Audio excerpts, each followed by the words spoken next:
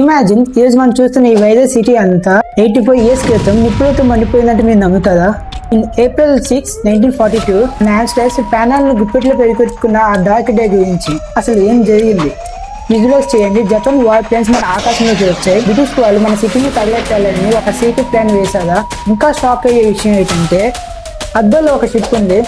ఒకవేళ దాంట్లో ఉన్న ఎక్స్ప్లోజివ్స్ కానీ పేలు ఉంటే ఈ రోజు వైజాగ్ మ్యాప్ లోనే ఉండేది కాదు. నెక్స్ట్ 2 minutes మీరు వినే డీటెయిల్స్ గూస్ బంప్ తెప్పిస్తే మీకు. Hi, my name is Sunil Kumar. I'm a content creator. ఈరోజు నేను అసలు మన వైజాగ్ 1942లో జరిగిన ఈ బాంబ్ బ్లాస్టింగ్ గురించి మీకు చెప్పబోతున్నాను.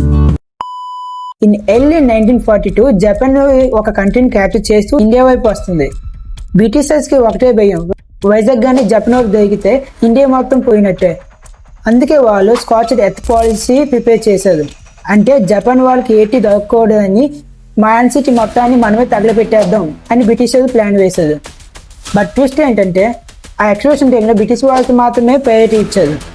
వాళ్ళు సేఫ్గా వెళ్ళిపోతారు, బట్ ఇండియన్స్ మాత్రం అక్కడే వదిలేద్దామని ప్లాన్.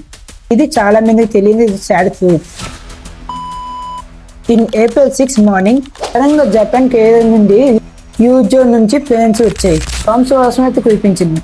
జనాలు ప్యానల్ కాపాడుకోవాలని ఒక కాంగ్రెస్ బంకర్లోకి వెళ్ళారు.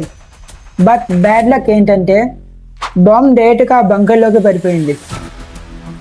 సేవ్ చేస్తున్నాను అనుకున్న ఆ సెల్ట్ 8 members ప్లానర్ని తీసేసుకుంది. పవర్ పోయింది, ఫోన్స్ కట్ అయిపోయి మొత్తం అంతా చీకటి అయిపోయింది. ఇంకా ఇంట్రెస్టింగ్ పార్ట్ ఇప్పుడే స్టార్ట్ అవుతుంది. అబ్బాయిలో ఒక షిప్ ఉంది, ఫుల్ మెడిసిన్స్ అండ్ ఎక్స్ప్లోజివ్స్ తో నిండుగా ఉన్న ఒక షిప్ ఉంది. అయితే ఒకవేళ జపాన్ వేసిన బాంబు ఆ షిప్ పైన పేలుంటే వైజాగ్ హబ్బే మొత్తం మట్టి కొట్టిపోయేది. అదృష్టం కొద్దీ ఆ బాంబు అనేది మిస్ అయ్యింది. లేకపోతే మనం ఈరోజు చూస్తున్న ఈ వైజాగ్ హబ్బే అసలు ఉండేదే కాదు. ఆ బాంబింగ్ తర్వాత రియల్ ప్యానిక్ అనేది స్టార్ట్ అయ్యింది. 2/3 ఆఫ్ ది వైజాగ్ జనరల్, అంటే సగం కన్నా ఎక్కువ మంది ఎడ్ల బండి మీద సైకిల్ మీద అయితే విలేజ్కి అయితే వెళ్ళిపోయేది. కలెక్టర్స్ కి కీ ఇచ్చి షాప్ కీపర్స్ కూడా వెళ్ళిపోయేది. ఇక్కడ ఒక ఫన్నీ పార్ట్ అయిన సీరియస్ ప్రాబ్లం అనేది స్టార్ట్ అయింది. అది ఏంటంటే బ్రిటిషర్స్ కి వండి పెట్టడానికి కుక్ కలెక్టర్ స్టాఫ్ ఒక బ్యామిన్ కుక్ ని పట్టుకొని వండి పట్టుకొని పోస్ట్ చేశారు.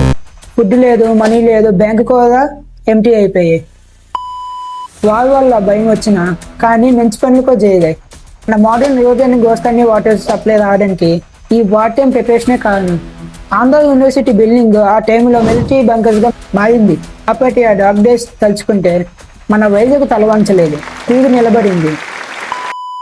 ఇంకా షాక్ అయ్యే విషయం ఏంటంటే మన ఛానల్ చూసే వాళ్ళలో 2% సబ్స్క్రైబర్స్ ఉన్నారు, 98% సబ్స్క్రైబ్ చేసుకోవట్లేదు. దయచేసి మిగిలిన 98% people please join our community. ఇలాంటి హిడెన్ స్టోరీస్ అని మిస్ అవ్వకుండా ఉండాలంటే వెంటనే సబ్స్క్రైబ్ బటన్ నొక్కండి. నెక్స్ట్ వీడియో ఇంకా క్రేజీగా ఉంటుంది. ఇక బ్రిటిష్ వాళ్ళు పారిపోవడానికి ప్లాన్ వేసి ఇండియన్స్ ని ఒగ్గేద్దామని ప్లాన్ చేశారు. బాంబ్ మిస్ అవడం వల్ల వైజాగ్ హబ్బే అనేది ఇంకా సేఫ్ గా ఉంది.